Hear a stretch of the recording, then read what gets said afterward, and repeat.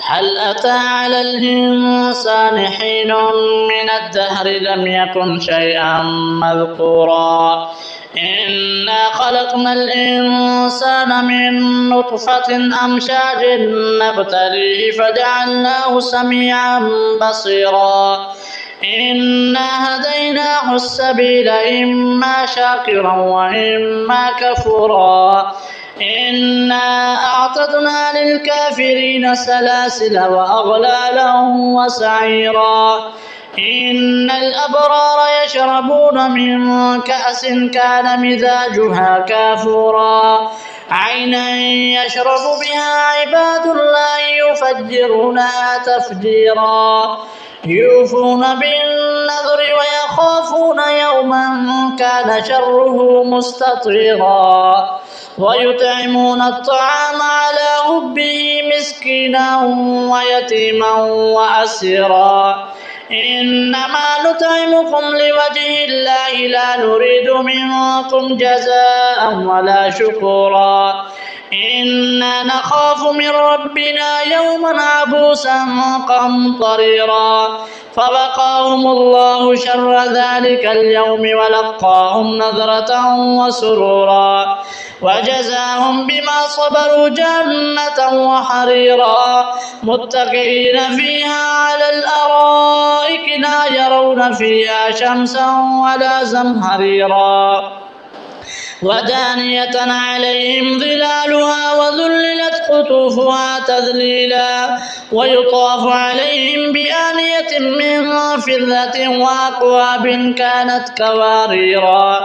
قوارير من فضة قدروها تقديرا ويسقون فيها كأسا كان مزاجها زنجبيلا عينا فيها تسمى سلسبيلا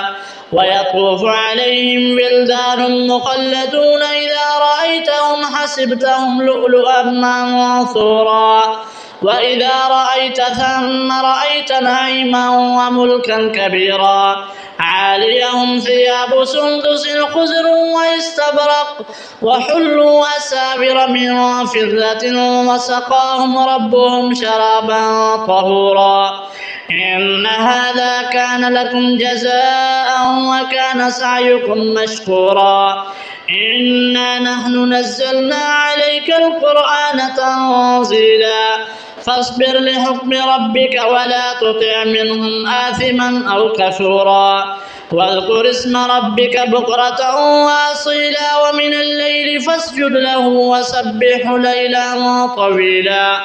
إن هؤلاء يحبون العاجلة ويذرون وراءهم يوما ثقيلا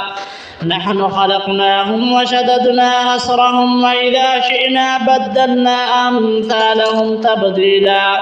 إن هذه تذكرة فمن شاء اتخذ إلى ربه سبيلا وما تشاءون إلا أن يشاء الله إن الله كان عليما حكيما يدخل من يشاء في رحمته والظالمين أعد لهم عذابا أليما.